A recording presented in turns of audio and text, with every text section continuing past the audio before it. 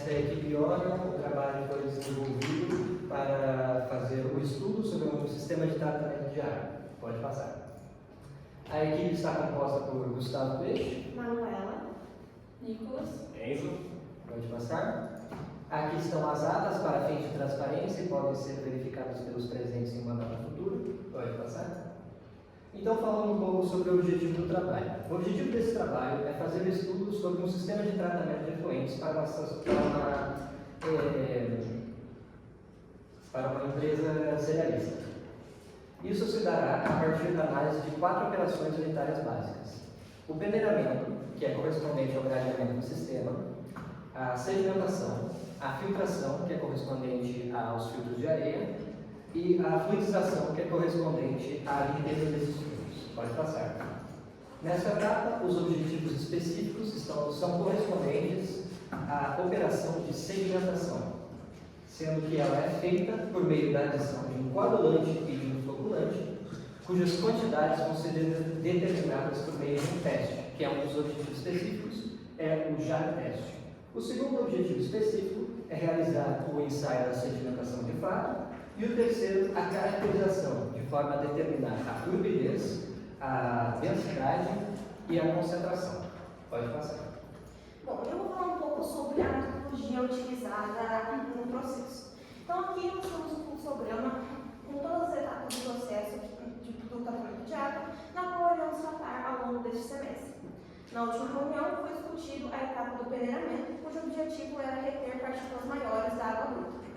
Hoje vamos avançar para a segunda etapa, que é a coagulação e a sedimentação. Então, a coagulação e a floculação, elas envolvem o uso de agentes químicos, conhecidos como os coagulantes e floculantes, que promovem a união de partículas menores, formando flocos maiores e mais pesados. Esses flocos mais densos, eles facilitam o processo da sedimentação, onde vão se depor no fundo do tanque através da força da gravidade, assim se separando da água tratada. Para que esse processo seja o mais eficaz, também foi feito o JAR teste. Pode passar.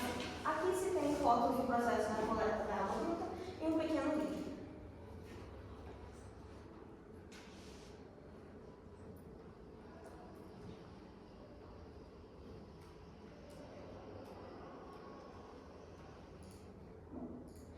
O JAR-teste ele é um método laboratorial utilizado para determinar as melhores dosagens de coagulante e floculante que serão utilizados na amostra. Aqui nós temos o módulo do JAR-teste, como pode-se ver, tem 3 recipientes na qual a água bruta vai ser adicionada, todas com o mesmo volume. Neste caso, foi utilizado 500 ml. O teste ele se trata de adicionar dosagens diferentes de coagulante e floculante em cada recipiente, agitar e analisar visualmente qual delas obteve o melhor resultado. Então, como a Manuela já disse, em cada um dos recipientes de 500 ml foi adicionada uma solução com uma concentração de floculante e coagulante. Foi adicionada essa solução com uma concentração de 1% de coagulante e 0,20% de floculante. No primeiro tanque de 500 ml, adicionou-se 4 ml de coagulante e 2 ml de floculante. No segundo, adicionou-se 3 de coagulante e 1 de floculante. E no terceiro tanque, adicionou-se 2 ml de coagulante e 1 de floculante. Pode passar. Em seguida vem a etapa da sedimentação de fato, onde preencheu-se uma proveta de 1 litro com a água bruta e adicionou-se a coagulante e floculante nas quantidades correspondentes ao tanque 2 do JAR teste.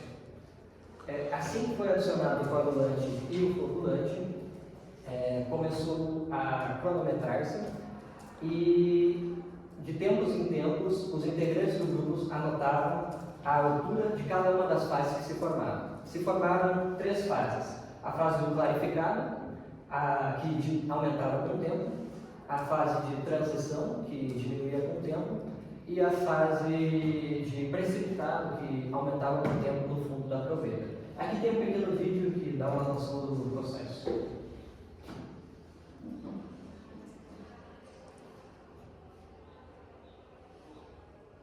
Podem ver que ele vai ficando cada vez mais claro devido à sedimentação.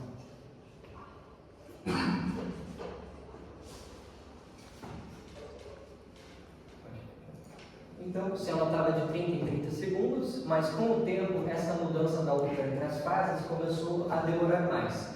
Daí que passou a se anotar de 1 minuto até 2 minutos. E ao término de 30 minutos, deu-se por encerrada a cronometragem e o ensaio de sedimentação.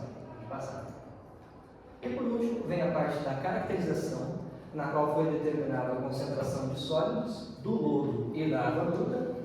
Foi também, por meio de picnometria, determinado a massa específica do material particulado e, com o auxílio de um turbidímetro, foi determinado a turbidez da água bruta e do clarificado. No tanque 1, que foi o que teve a menor turbidez, e no tanque 2, que foi utilizado na sedimentação. Pode passar. Foi realizado o cálculo para a determinação de alguns parâmetros necessários ao trabalho.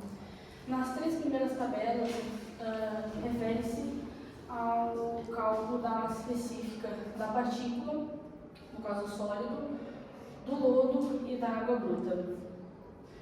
Nas 2 primeiras colunas de cada tabela, referem-se à calibração do piquinômetro, em que é determinado o volume real do equipamento.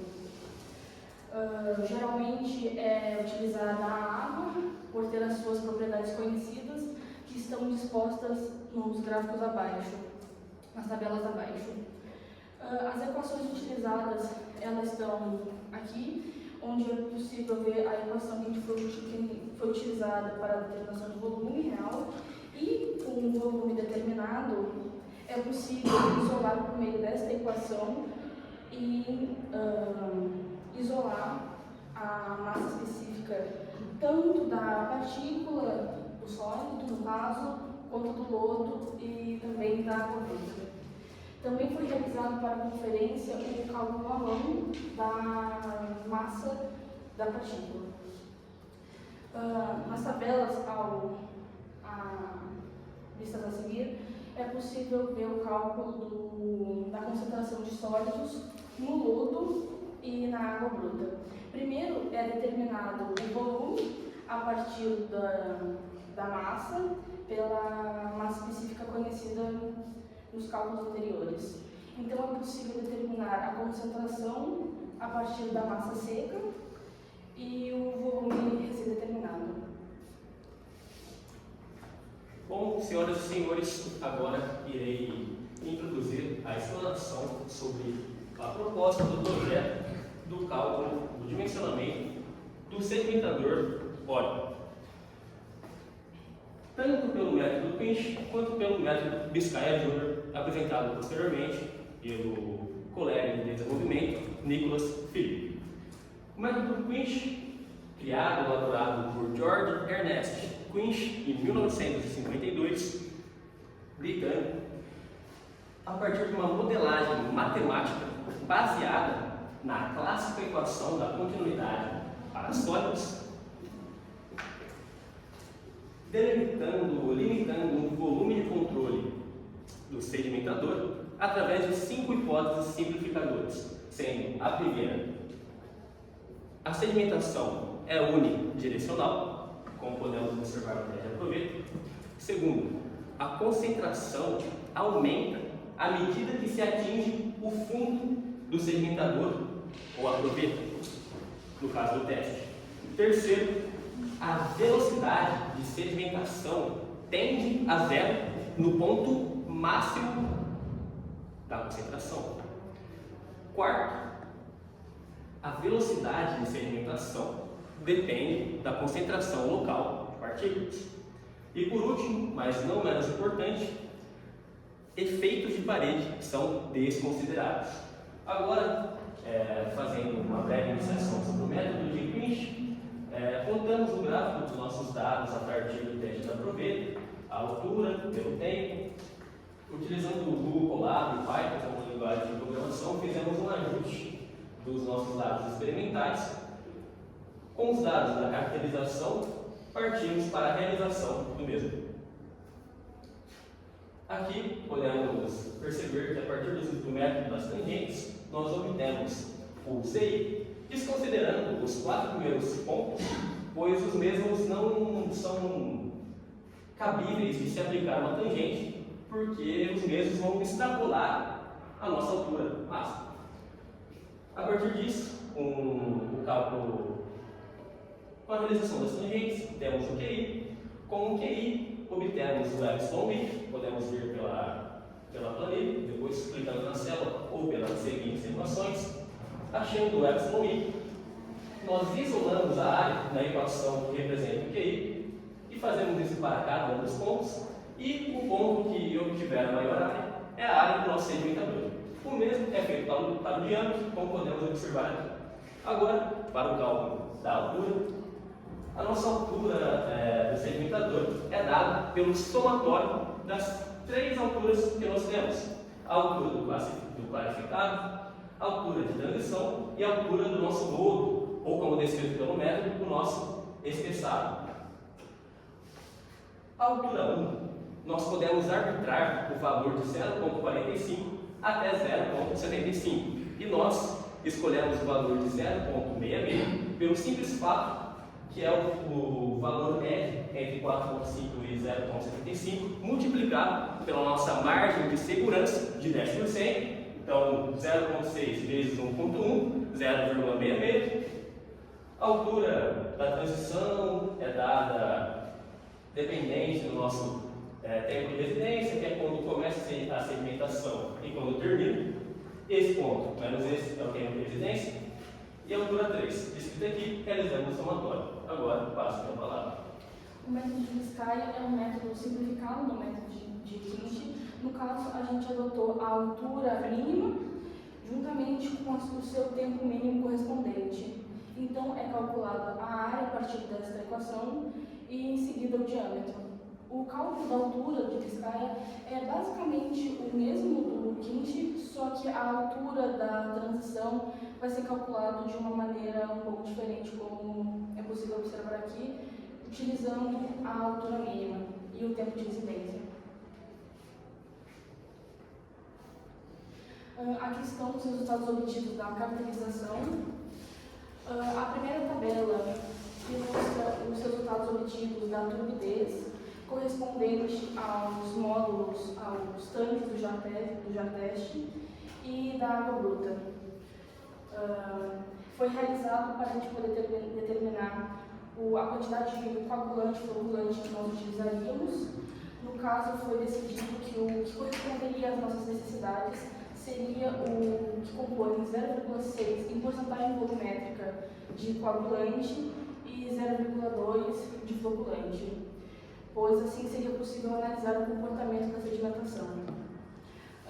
Os dados obtidos da concentração de sólidos e massa específica foram dispostos nas demais tabelas, e também foi realizada uma comparação com a literatura para a massa específica e a concentração, em que foi possível observar que os valores encontrados estão dentro da faixa determinada. Agora, nosso resultado comparativo entre o método de Quint e o método de Biscaia Júnior, nós podemos observar que o método de Biscaia Júnior ele subdimensiona o nosso equipamento. E isso é explicado pelo fato de que ele perde a validade do método de Biscaia Júnior quando a curva de sedimentação não apresenta uma boa região de transição, e também por ele ser uma simplificação do método de Quint. Então, a decisão técnica foi a adotação para o projeto do método Quint para o dimensionamento. Podemos observar pelo cálculo do balanço do local de massa realizado pelo Google Colab com auxílio da linguagem de programação Python, aprendido que, à medida que nós vamos descendo a altura do nosso sedimentador, é aumentada a nossa concentração, ou seja, estamos no lodo, no sedimentado.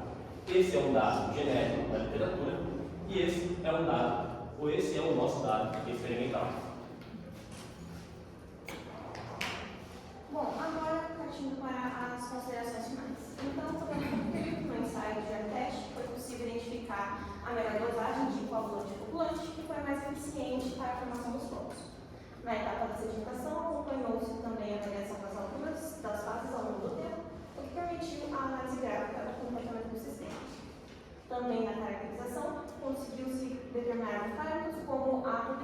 densidade do lodo e a concentração de sólidos.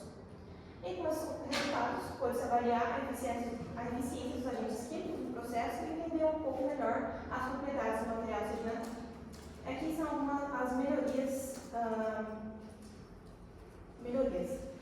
Testar diferentes tipos de coagulantes, como por exemplo o sulfato de alumínio versus o cloreto férrico, para comparar essas eficiências na hora da sedimentação. Utilizar recipientes de sedimentação com marcações precisas para aumentar a extensão da leitura das alturas na hora do teste da sedimentação. Calcular os desvios dos dados experimentais e determinar o erro das medições. E também usar o mesmo volume de amostra em todas as medições de concentração de sólidos, para garantir uma padronização. E por fim nós temos as etapas futuras que devem ser realizadas pelo grupo, que é a filtração e a validação. E aqui são as nossas